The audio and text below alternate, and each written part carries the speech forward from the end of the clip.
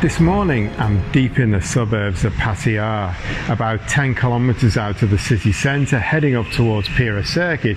I'm about 4 or 5 kilometres before you get to Pira, right in the deep countryside, the suburb area, so you can get an idea where I am. And I'm down some very small deep soils and into a pretty nondescript industrial estate. But the unit I've come to see is anything but nondescript. It's a brand new fitted out race shop. You don't see many units, race shops here, as nice as this when you see it inside. And actually you can see the name here on the ramp, RR Motorsport. It's a brand new company, very ambitious company. It's being run by people who you will know from Thai Motorsport, but they've got a really ambitious project. And they're bringing in Daytona GT Coupes from America, the replicas, the ones that race over there. They've become the distributor for the company that makes them. In fact, they become distributor for all of ASEAN, a few other countries, Hong Kong as well. And they're bringing them in. They're doing a significant upgrade in every area of the car, and they're building them up, and it's going to be a race car that is pretty exciting. You can see just behind me a white space frame chassis. The first one arrived a couple of months ago. They've done a lot of development and now it's being built up, and there's 3 more coming in June, and I believe there's another half a dozen to come as well later on in the year. So by the end of the year they're probably going to be hitting double figures with these cars, and they seem to have a lot of interest, buyers lined up. So this is a very, very cool project. But before we start looking at the technical detail and what it's all about, I just want to zoom right over to the other side of the unit and let's have a look at the monocoque, because it just looks fantastic and it really kind of sets the picture, and you get a feel for how beautiful and how dynamic and attractive this race car is going to be, and also how different it is, because there's nothing in Thailand like this at all.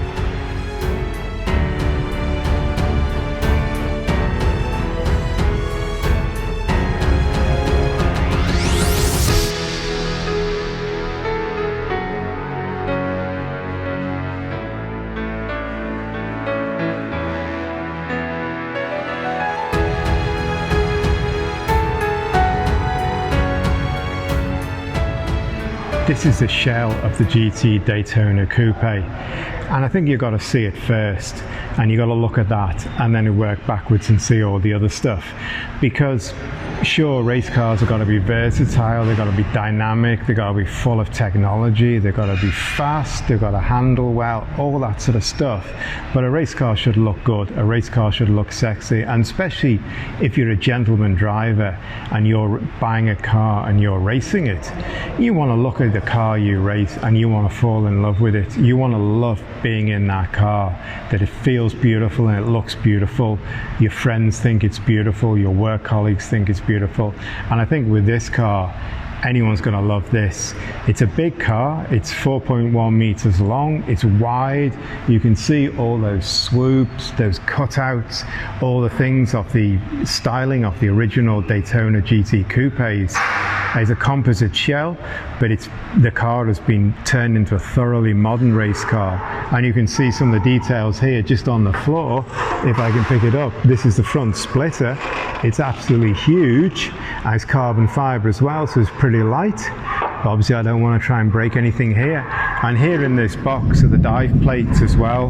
There's 4 of them, 2 on each side, so that's kind of symbolizes how this car is. They didn't have dive plates on the original cars. This is a modern aero touch, so they've taken the old shape, they've reinterpreted into a modern race car with no compromises anywhere. I think this is going to look pretty fantastic when it gets out on the track.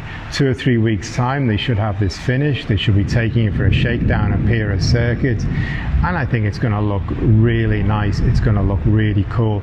I'll show you the back wing in a minute because it is huge as well.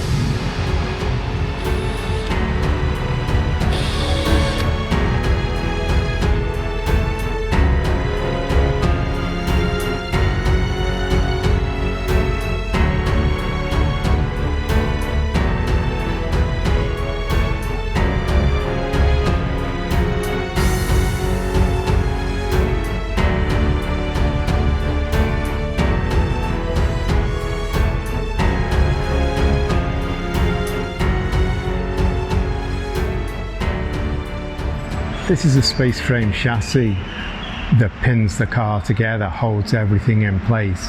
It looks pretty good. It looks strong. It's got a roll cage built into it. It's just starting to be assembled now. They say it's going to take about 2 weeks and everything will be on the car.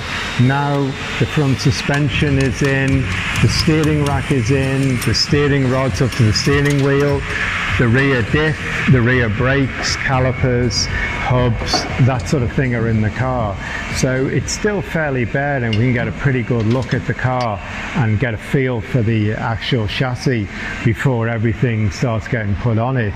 But it looks pretty strong. In fact, I was reading on the manufacturer's website and they say they've pretty much doubled the stiffness since the last generation of this model. I think this is the 5th generation one they're building, and they've doubled the stiffness. And in fact, if you go back to the original GT Daytona Coupes when they raced back in the day, this is something dozens of times stiffer than they were then. So it's strong and solid, which is what you need if gentlemen drivers are going to buy cars. They want confidence, and they also want a car that's not going to fall to bits when they bump something. So this looks pretty good.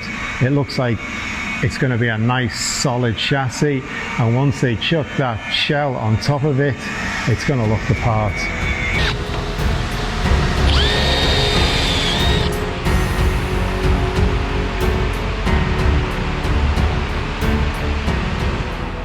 I just want to look at the car from the rear three-quarter as well, because I think this is one of its best angles. It's really aggressive.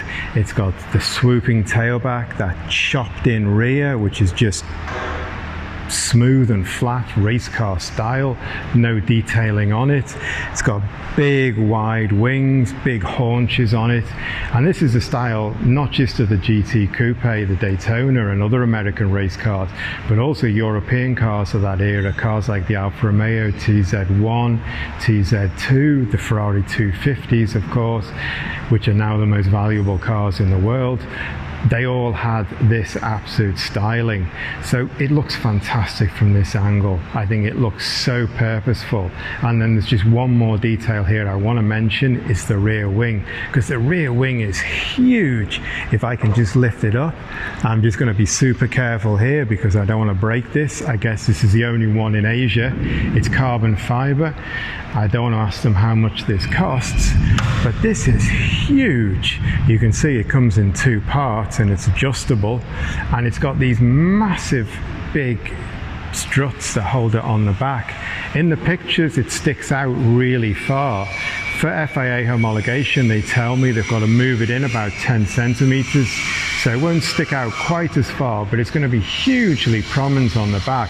It's going to deliver massive downforce to keep the back end of this car on the road, stop it lifting. And I think this back end, once this wing is on, once everything is together, is going to look absolutely fantastic.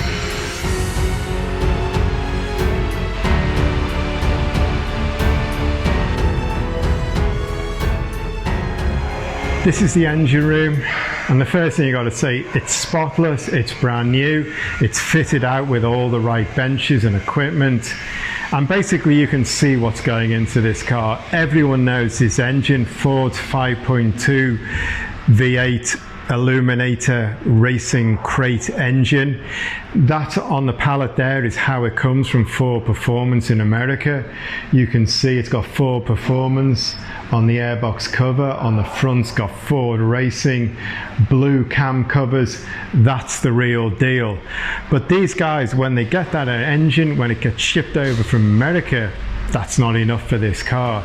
So they are stripping it down, they are rebuilding it, they are upgrading it in a lot of different areas. So this is the first engine, it's just being put back together. You can see the cam covers on one side, it's not on this side. They've almost finished it, and a few days later it's going to be dropped in the car, ready for its first test. This engine will be putting out about 600 horsepower. We all know this engine, it's capable, it can get the job done. You've got a fast, powerful, reliable, dynamic engine in this car, and it is going to turn this Daytona GT Coupe into a rocket. And also with the Ford badges on the cam covers, You're remembering history. There's a big nod to racing history.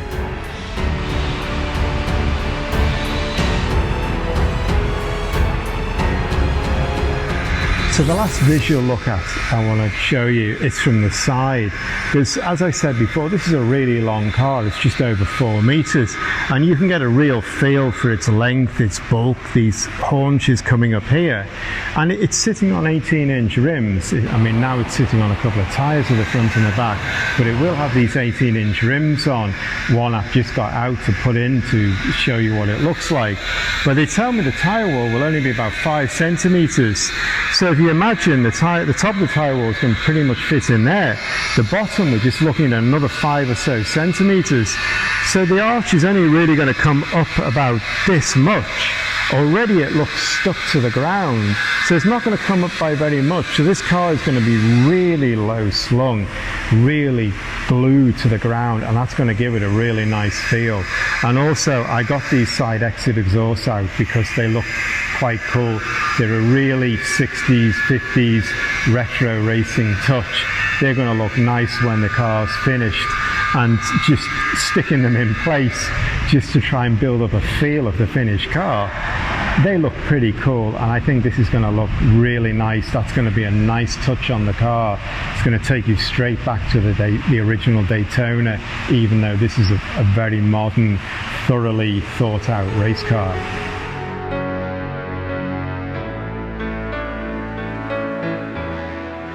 I don't want to stay in the race shop too long because I feel like I'm going to trip over something or bump into something or get in people's way as well, because they want to get this finished. But not only have we got these 2 Ford racing engines, the latest thing, their latest 5.2 V8 crate engines, that mates up to this state-of-the-art sequential transmission.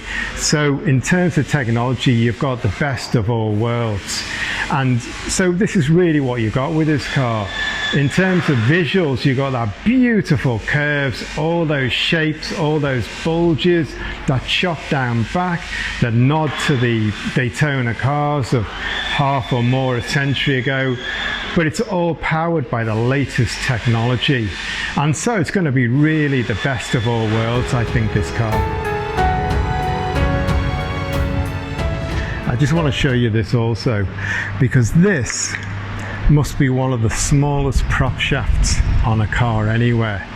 The engine is so far back in this car, it's pretty much halfway inside the cockpit.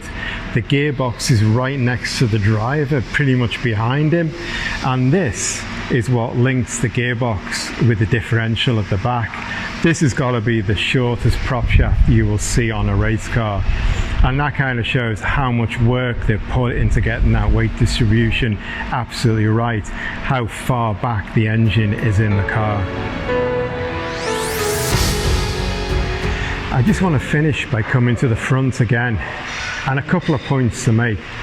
One, although this is sitting on a couple of tyres, it's not going up by that much. It's only going up by about 5, 6, 7 centimetres, that's all. And you see the height of me and how low this car is. This car is going to look amazing on the racetrack, and I think if you're the driver in front, you're looking in your rear view mirrors and one of these is coming up behind you. You see this big massive front, this carbon fibre splitter, headlights blazing, these big aggressive haunches. This car is going to be casting a psychological blow in the battle for overtaking already before it's even got right in the slipstream of the car in front. So they reckon the car's going to be finished in a couple of weeks, maybe 3 weeks. Then they're going to take it to Pira Circuit for a shakedown. And I've got to say, I'm really looking forward to that. Not just to see how fast and how dynamic this car can be, but also how beautiful it can be. And I don't think we've really seen a shape like this in Thailand before. So it's going to be pretty nice. It's going to be very different. And I'm looking forward to the shakedown in a few weeks' time, and hopefully update you then how it got on.